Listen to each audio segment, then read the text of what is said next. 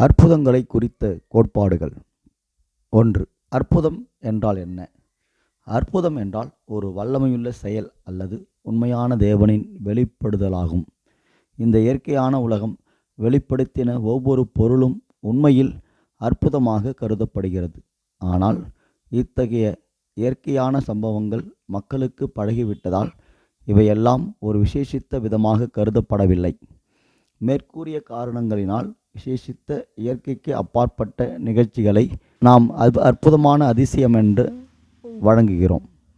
வேதாகமத்தில் உள்ள அற்புதங்களை குறித்து நாம் ஆராய்வோம்.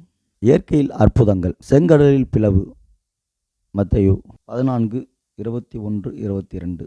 வனாந்திரத்தில் தோன்றிய மேகஸ்தம்பம் மற்றும் அக்கினி ஸ்தம்பம் 9:15-22.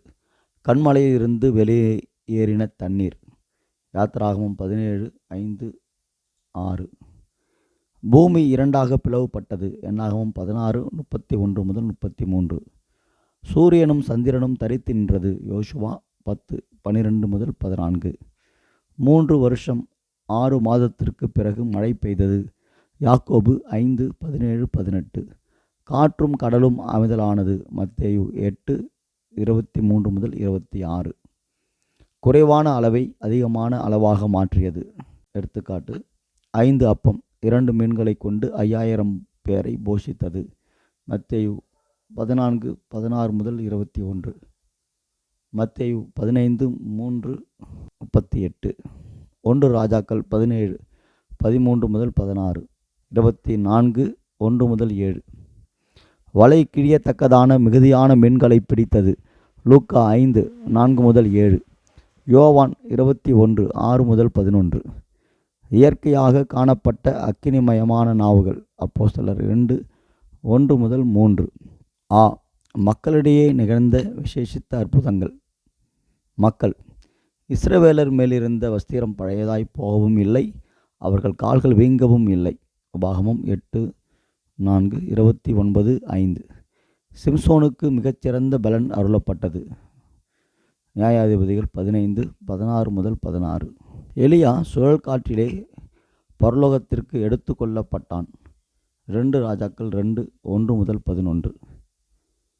கேயாசி குஷ்டரோகியாக மாறுதல். 2 ராஜாக்கள் 5:26-27. சிரியா இராணுவத்தினருக்கு கண்மயக்கம் உண்டாகுதல்.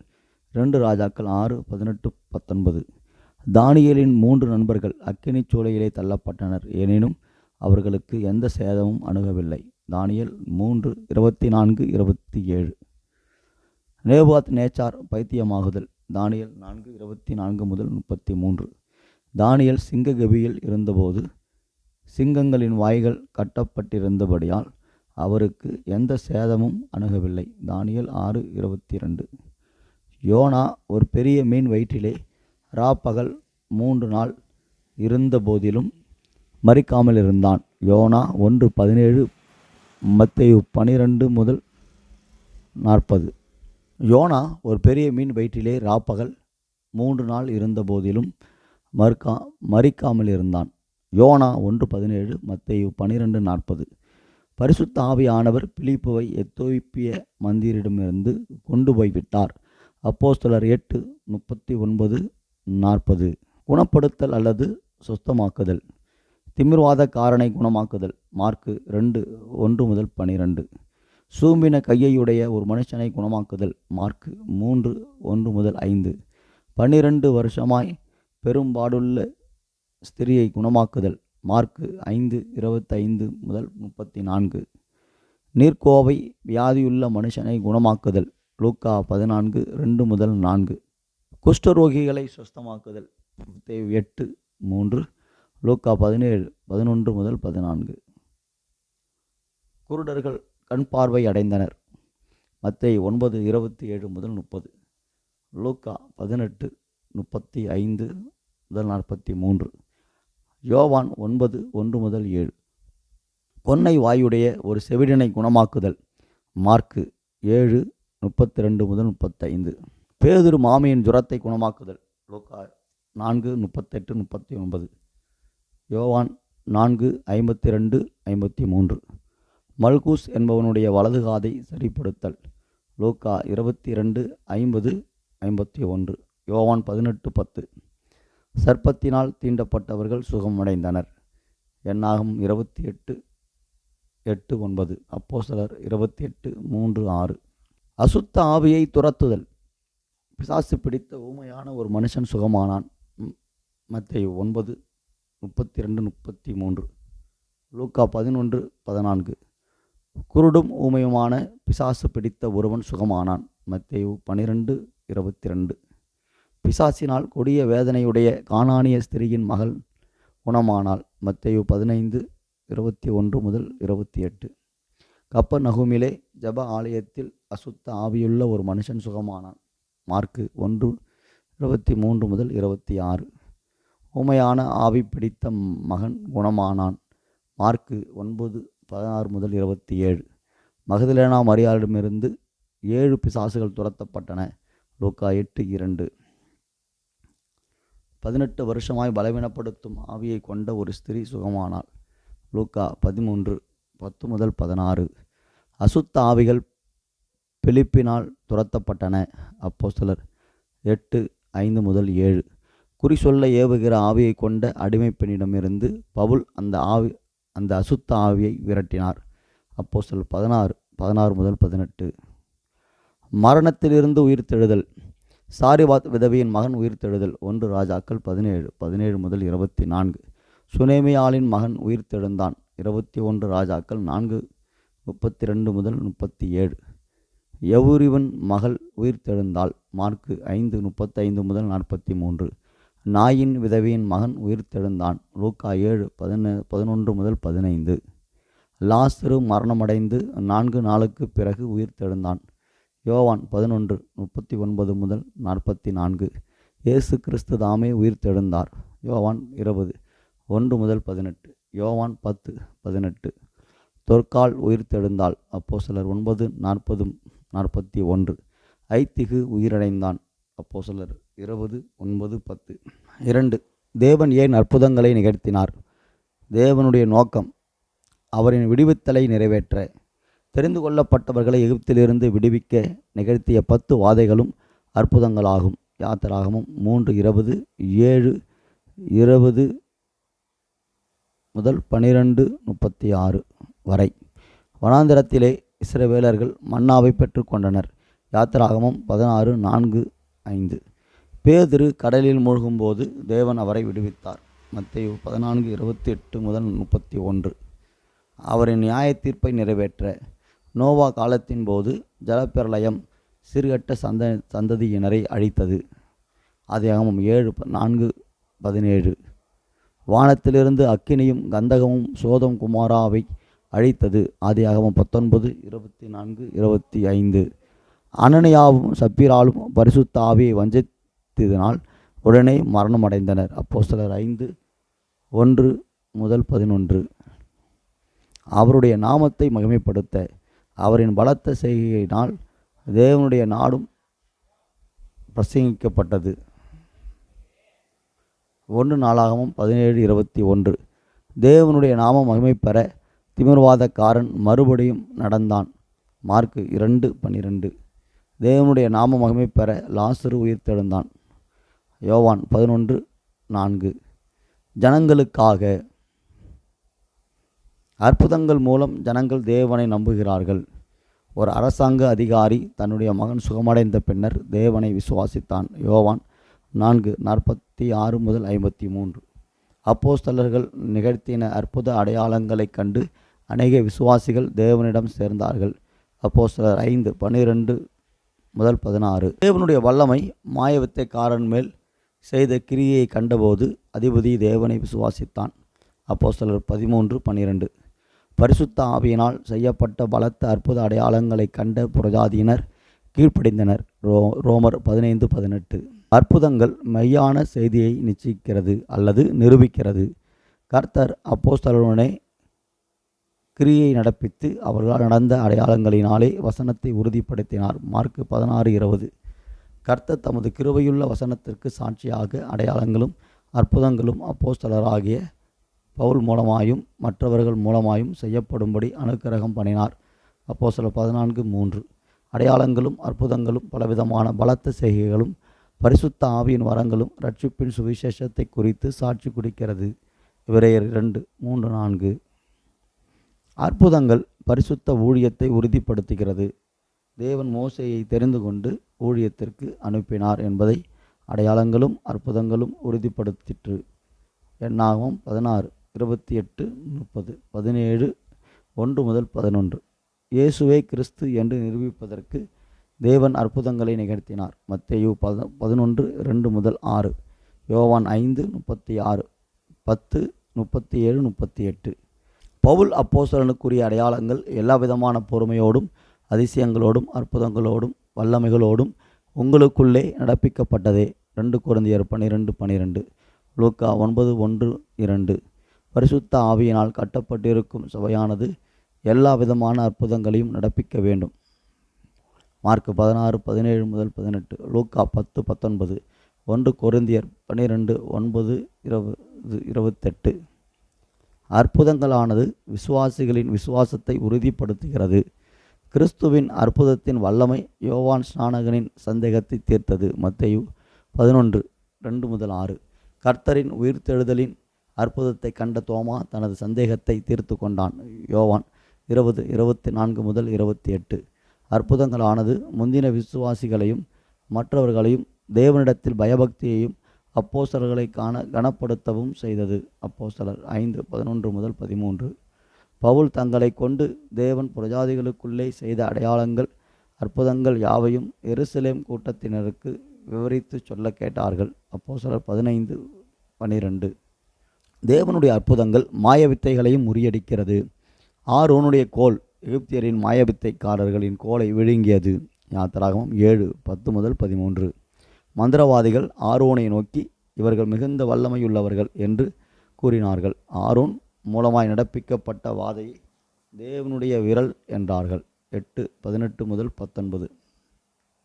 சீமோன் என்ற மாயவித்தைக்காரன் பிலிப்புவினால் செய்யப்பட்ட அந்த தேவனுடைய பெரிய அற்புதங்களை கண்டவுடன் தேவனை விசுவாசித்தான். அப்போஸ்தலர் 8:9-19-13. பவுலை எதிர்த்ததினால் மாயவித்தைக்காரனாகிய எலிமா தற்காலிகமாக குருடனாக்கப்பட்டான்.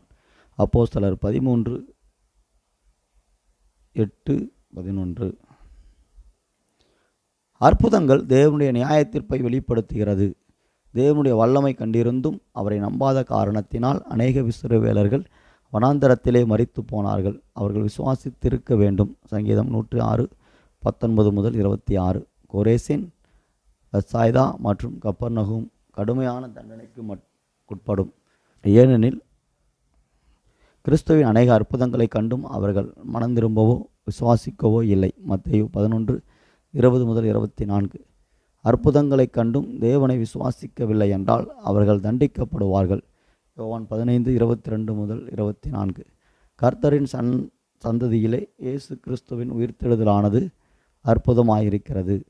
மத்தேயு 12:39-41.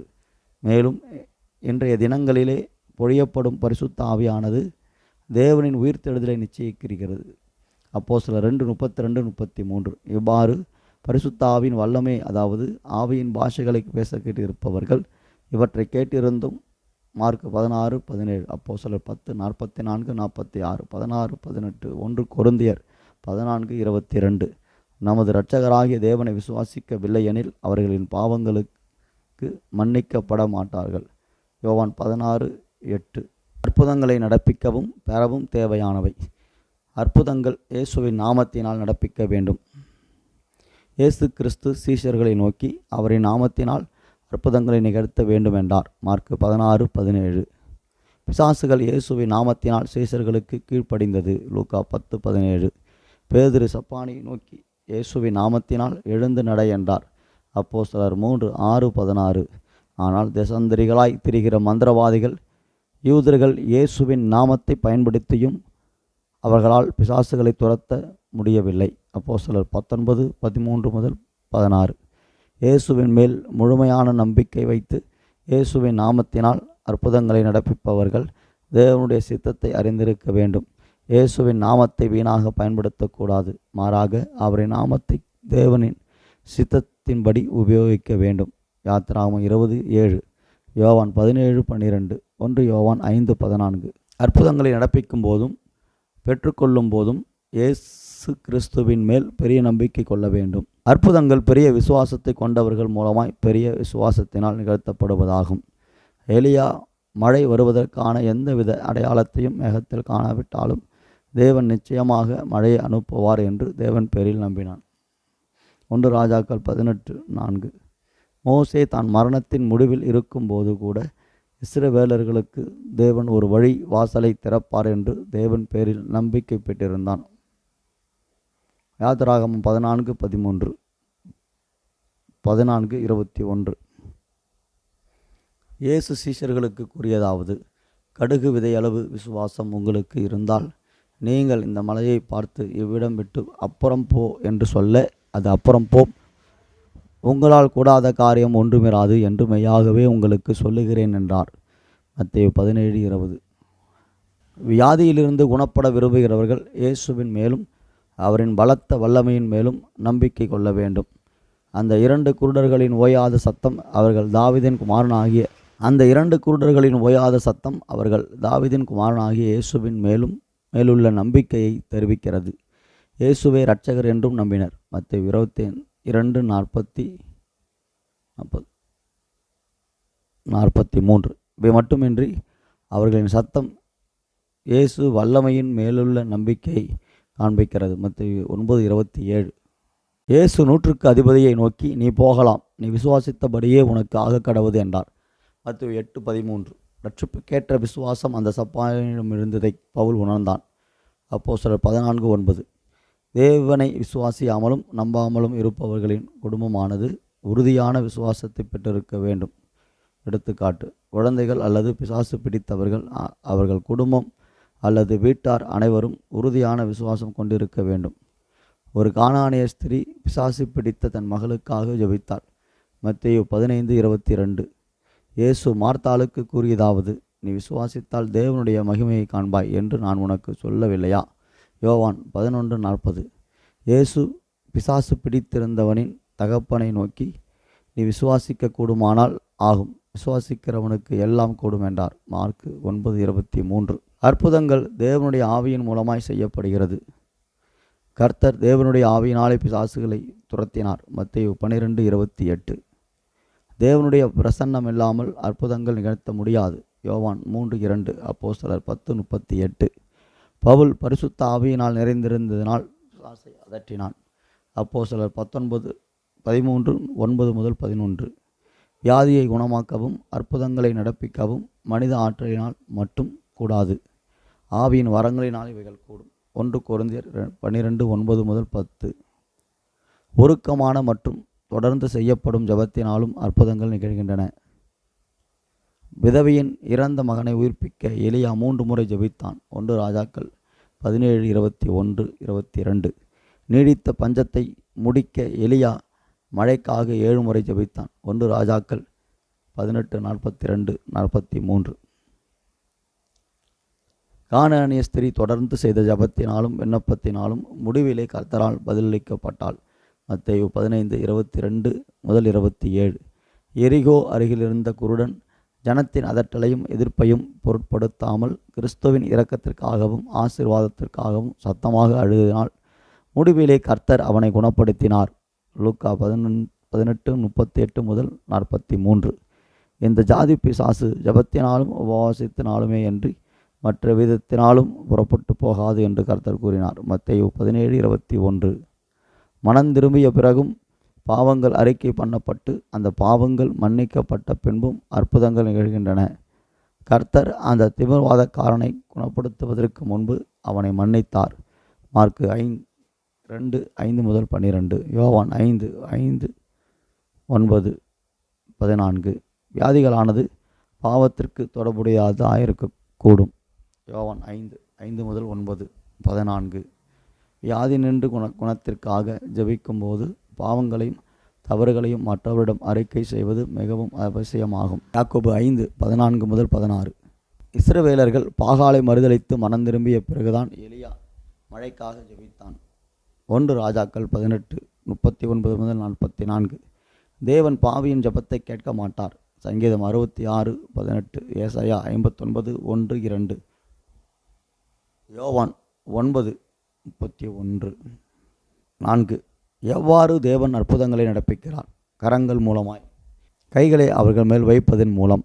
இயேசு வியாதியஸ்தர்களின் மேல் தம்முடைய கைகளை வைத்தார். லூக்கா 4:40. இயேசு பலவீனப்படுத்தும் ஆவியை கொண்ட ஒரு ஸ்திரீயின் மீது தமது கைகளை வைத்தார். லூக்கா 13:11-13. பூபிலுனுடைய தகப்பன் மீது பவுல் தமது கைகளை வைத்தான். 28:7-8. அப்போஸ்தலர். வியாதியஸ்தர் மேல் கைகளை வைப்பார்கள், அப்பொழுது அவர்கள் சுஸ்தமாவார்கள் என்று கர்த்தர் சீஷர்களுக்கு அதிகாரத்தையும் வல்லமையும் கொடுத்து இவ்வாறு கூறினார். மார்க்கு 16:18. தொடுவதன் மூலமாக. இயேசு தமது கையை நீட்டி குஷ்டரோகியை தொட்டார். அப்பொழுது உடனே குஷ்டரோகம் அவனை விட்டு நீங்கிற்று.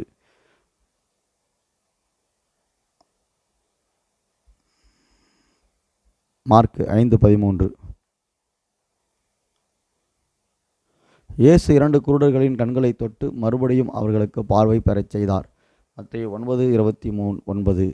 எரிகோவின் அருகிலிருந்த 2 குருடர்களின் கண்களை இயேசு தொட்டார். உடனே அவர்கள் பார்வை அடைந்தனர். மத்தேயு 20:34. வியாதியஸ்தர்களை கையினால் பிடித்து எழுப்புவதன் மூலம். இயேசு எவுரிவின் மகளின் கையை பிடித்து எழுப்பினார். அப்பொழுது அவளுக்கு உயிர் திரும்ப வந்தது. லூக்கா 8:54-55. இயேசு பேதுருவின் மாமியின் கையை பிடித்து அவளை தூக்கிவிட்டார். உடனே ஜுரம் அவளை விட்டு நீங்கிற்று. மார்க்கு 1:30-31. பேதுரு சப்பானியை தன் வலது கையினால் பிடித்து தூக்கிவிட்டார். அப்போஸ்தலர் 3:7. வியாதியஸ்தர்களை எண்ணெயினால் அபிஷேகம் செய்வதன் மூலம் சீஷர்கள் அநேகம் நோயாளிகளை எண்ணெய் பூசி சுஸ்தமாக்கினார்கள். மார்க்கு 6:13. வியாதியஸ்தர்களுக்கு கர்த்தராகிய இயேசுவின் நாமத்தினால் எண்ணெய் பூசி அவர்களுக்காக ஜெபம் பண்ண கடவர்கள். யாக்கோபு 5:14. மேற்கூறிய எடுத்துக்காட்டுகள் அற்புதங்கள் கரங்களை பயன்படுத்தி நடப்பிக்கப்பட்டுள்ளன என்பதை காட்டுகிறது. அப்போஸ்தலர் 5:12, 19, 11. ஆனால் இத்தகைய பழமையான சடங்குகள் விசுவாசம் என்னும் முக்கியமான நம்பிக்கையோடு செய்யப்பட வேண்டும். எடுத்துக்காட்டு: தலையில் எண்ணெய் பூசுதல், மனிதனின் வித்தியாசமான விசுவாச அளவிற்கேற்ப குணமாக்குதல் மற்றும் ஆசீர்வாதங்கள், அற்புதங்கள் அவர்களுக்கு அளிக்கப்படுகின்றன. குணப்படுத்துவதன் பிற முறைகள். குறைந்த விசுவாசத்தை கொண்ட கொடிய வியாதியை உடையவன். பெத்சாய்தா ஊரிலிருந்த குருடனின் கண்களில் இயேசு உமிழ்ந்தார். மார்க்கு 8:22-25. இயேசு தரையிலே துப்பி உமிழ்நீரினால் சேறுண்டாக்கி அந்த சேற்றை குருடனுடைய கண்களின் மேல் பூசி சிலோவாம் குளத்திலே கழுவுமாறு கூறினார். யோவான் 9:6-7. பேதுரு எல்லாரையும் வெளியே போகச் செய்து முழங்காற்படியிட்டு ஜெபம் பண்ணி தவித்தாளை உயிர்ப்பித்தார். அப்போஸ்தலர் 9:40-41. பெரிய விசுவாசம் கொண்ட வியாதியஸ்தர்கள். கர்த்தரின் ஒரே வார்த்தையினால் திமிர்வாதக்காரன் எழுந்து நடந்தான். மார்க்கு 2:10-12. கர்த்தரின் ஒரு வார்த்தையினால் எரிகோவில் இருந்த குருடர் பார்வை அடைந்தான். லூக்கா 18:41-43. கர்த்தராகிய இயேசு குஷ்டரோகியை நோக்கி கூறியதாவது: எனக்கு சித்தம் உண்டு, சுத்தமாகும்.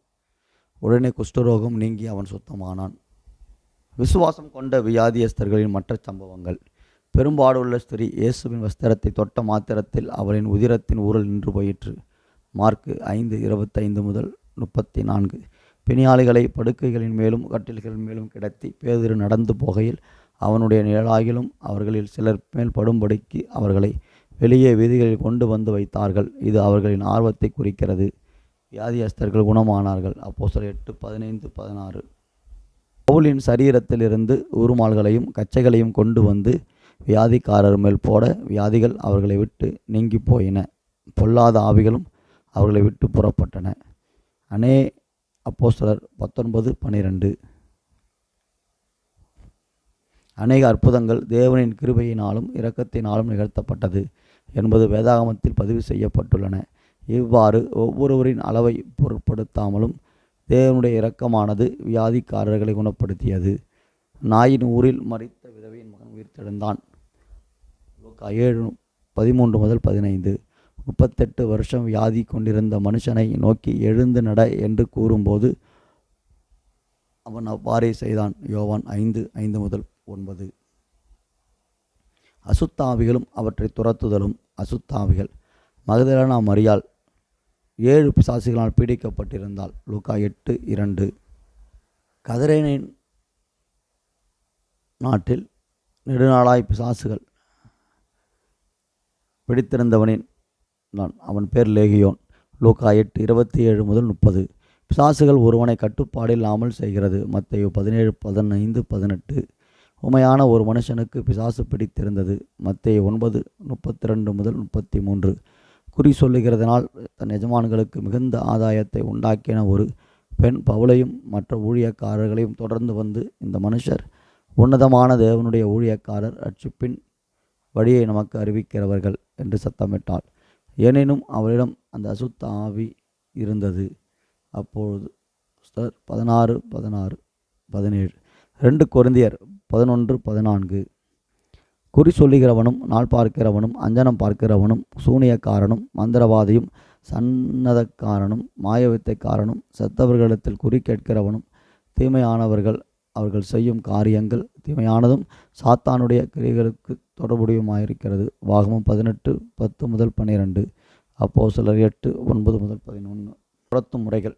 பிசாசுகளை துரத்துவதற்கு கைகளை மாத்திரம் உபயோகிக்கக்கூடாது. ஆனால் அந்த பிசாசின் ஆவியை சபிக்க வேண்டும். அந்த பிசாசின் வேண்டுகோளுக்கு இணங்கக்கூடாது.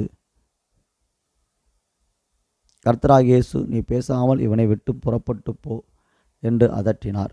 லூக்கா 4:13-35. அசுத்தாவியே, இந்த மனுஷனை விட்டு புறப்பட்டு போ என்று கர்த்தர் கட்டளையிட்டார். மார்க்கு 5:8.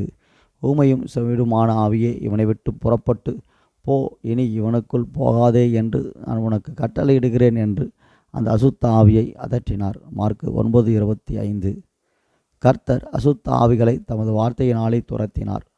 மத்தேயு 8:16. பவுல் இயேசுவின் நாமத்தினால் பிசாசுகளை துரத்தினான். அப்போஸ்தலர் 16:8. பிசாசானது தன் குடியிருக்கும் மனுஷனை விட்டு புறப்பட்டு போகாமல் அவனிடத்தில் இருக்க விரும்பும். மார்க்கு 5:7-10. ஒருவர் பிசாசுகளை இயேசுவின் நாமத்தினாலே விசுவாசத்துடனும் துரத்த வேண்டும். சில வேளைகளிலே உபவாசம் அவசியமாக இருக்கும். மார்க்கு 9:28-29. அற்புதங்களை நிகழ்த்தும் போது நினைவில் இருக்க வேண்டிய முக்கியமான குறிப்புகள். பிசாசின் எதிர்ப்பிலிருந்து பாதுகாக்க வேண்டும். அற்புதங்களையும் அடையாளங்களும் ஜனங்களை பிசாசின் கட்டிலிருந்து விடுவித்து அவர்களை மறுபடியும் தேவனிடத்தில் திரும்பச் செய்கிறது. லூக்கா 13:11-16. பெரிய அற்புதங்கள் நடத்தும் போது பிசாசானது தேவனுடைய கிரியையை எதிர்க்கவும் தடுக்கவும் முயற்சி செய்கிறது. 1 கொரிந்தியர் 16:9. நிபந்தனைகள். பரிசேயர்கள் பரிசுத்த ஆவியையும் இயேசுவையும் நிந்திக்க கூறியதாவது: இயேசு கிறிஸ்து பிசாசுகளின் தலைவனானதால் பிசாசுகளை துரத்துகிறான் என்றார்கள். மத்தேயு 9:34. 12:22-24. இயேசு கிறிஸ்து பாவி என்று பரிசேயர்கள் இயேசுவின் குணமடைந்த குருடனை நம்பச் செய்ய முயற்சித்தனர். யோவான் 9:24. கோபமும் வெறுப்புகளும் பொறாமைகளும்.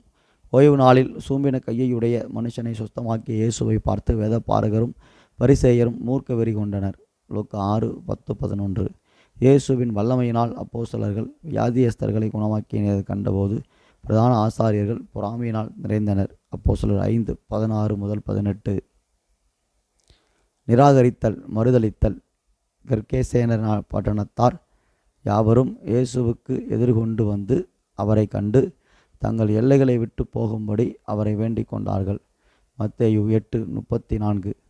பரேசு என்பவன் அதிபதியை விசுவாசத்து நின்று திருப்பும்படி வகை தேடி அவர்களோடு எதிர்த்து நின்றான். அப்போஸ்தலர் 13:6-8. உபத்திரவப்படுதல். கர்த்தர் லாசருவை உயிர்ப்பித்தார். பிறகு பிரதான ஆசாரியரும் பரிசேயரும் ஆலோசனை சங்கத்தில் கூடி இயேசுவை கொலை செய்யும்படிக்கு ஆலோசனை பண்ணினார்கள். யோவான் 11:47, 53, 12:10. லீஸ்திரியாவிலிருந்த சப்பானியை குணப்படுத்திய போது சில யூதர்கள் வந்து ஜனங்களுக்கு போதனை செய்து பவுலை கல்லெறியச் செய்தனர். அப்போஸ்தலர் 14:9, 10, 19. எல்லா மகிமையும் தேவனுக்கு செலுத்த நினைவு கூறுங்கள். அற்புதங்கள். தேவனின் வல்லமையினாலும் இரக்கத்தினாலும் நடக்கிறது. இவைகள் மனிதனின் ஆற்றினாலும் அல்லது மதத்தின் மேலுள்ள தேவ பக்தியினாலும் நேரடியாக நிகழ்வதல்ல. அப்போஸ்தலர் 3:12. எலிசா நாகமானுடைய குஷ்டரோகத்தை சுஸ்தப்படுத்தினான். ஆனாலும் எலிசா அவனிடமிருந்து எந்தவித பரிசுகளையும் ஏற்றுக்கொள்ளவில்லை. ஏனெனில் இது தேவனுடைய கிரியை என்று நன்கு அறிந்திருந்தான். 2 ராஜாக்கள் 5:15-17. மத்தேயு 10:8. பவுல் லீஸ்திராவிலுள்ள சப்பானியை குணமாக்கிய போது அந்த பட்டணத்தினர் மாலை அணிவித்ததை மறுதளித்தனர். அப்போஸ்தலர் 14:11-15. சங்கீதம் 115:1. லூக்கா 2:13-14. தேவனுடைய ஊழியக்காரர்கள் தாங்கள் நடப்பிக்கும் அற்புதங்களை குறித்து பெருமைப்படக்கூடாது. தேவன் இவர்களின் மூலமாய் அற்புதங்களை நிகழ்த்துகிறார் மற்றும் புனிதமான ஒரு ஊழியக்காரன் தன்னுடைய சக ஊழியர்களை அற்பமாக பார்க்கக்கூடாது. ஏனெனில் தேவன் தாமே இவர்களுக்கு ஆவிக்குரிய வரங்களை அளிக்கிறார். மத்தேயு 7:22-23. லூக்கா 10:20. 1 கொரிந்தியர் 12:28-30. உன்னுடைய நடத்தையின் மூலமாக தேவனுக்கு மகிமையை செலுத்து.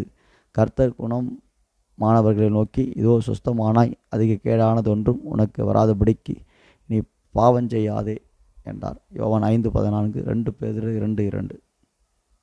பொய்யான அற்புதங்கள். மெய்யான அற்புதங்கள் தேவனின் சித்தத்தினாலும் வல்லமையினால் நடத்தப்படுகிறது. வேதம் கூறுகிறதாவது, இஸ்ரவேலின் தேவனாயிருக்கிற கர்த்தராகிய தேவனுக்கு ஸ்தோத்திரம் உண்டாவதாக. அவரே அதிசயங்களை செய்கிறவர். சங்கீதம் 72:18. 136:8.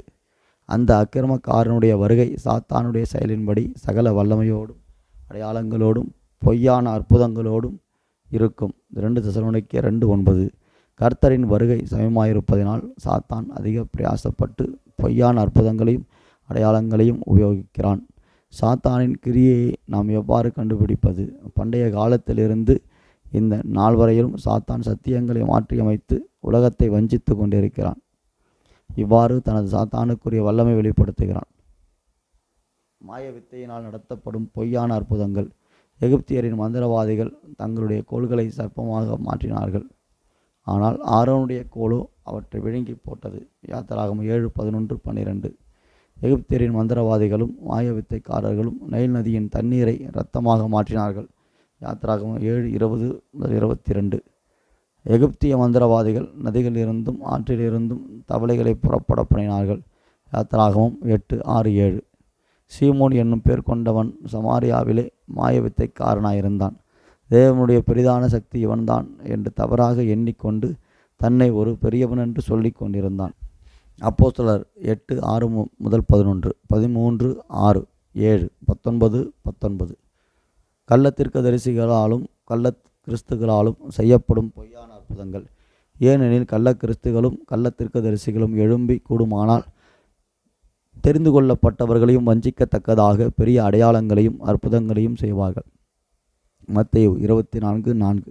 சாத்தானுடைய வல்லமையினால் பொய்யான தூதர்கள் அற்புதங்களையும் அடையாளங்களையும் செய்வார்கள். 2 தெசலோனிக்கேயர் 2:9. பின்பு வேறொரு மிருகம் பூமியிலிருந்து எழும்ப கண்டேன். அது ஓர் ஆட்டுக்குட்டிக்கு ஒப்பாக 2 கொம்புகளுடையதாயிருந்தது. வலுசற்பத்தை போல பேசினது. பெரிய அடையாளங்களையும் அற்புதங்களையும் செய்யும் வல்லமையுள்ள கள்ள கிறிஸ்துவே. அது வானத்திலிருந்து பூமியை அக்கினியை கூட இறங்க பண்ணத்தக்கது. வெளிப்படுத்தல் 13:11-13. கள்ள தீர்க்கதரிசிகளும் அற்புதங்களை செய்வார்கள். வெளிப்படுத்தல் 16:13, 14, 19, 20. ஆவியானவர் வெளிப்படையாக சொல்லுகிறார். பிற்காலங்களில் மனசாட்சியில் சுருண்ட பொய்யருடைய மாயத்தினால் சிலர் வஞ்சிக்கிற அவைகளுக்கும் பிசாசுகளின் உபதேசங்களுக்கும் செவி கொடுத்து விசுவாசத்தை விட்டு விலகி போவார்கள். 1 தீமோத்தேயு 4:1. ஆகையால் ஒவ்வொரு விசுவாசியும் ஆவிகளை பகுத்தறிய ஜாக்கிரதையுள்ளவர்களாயிருக்க வேண்டும். ஒருவன் வித்தியாசமான வல்லமையும் அற்புதங்களையும் கண்டு வஞ்சிக்கப்படக்கூடாது. முக்கியமாக இத்தகைய அற்புதங்களையும் வல்லமைகளையும் நடப்பிப்பவர் வேதாகமத்தை ஒத்துக்கொள்ள அவர்களை நம்பக்கூடாது. உபாகமம் 13:1-5, 2 கொரிந்தியர் 11:3-4, கலாத்தியர் 1:6-9.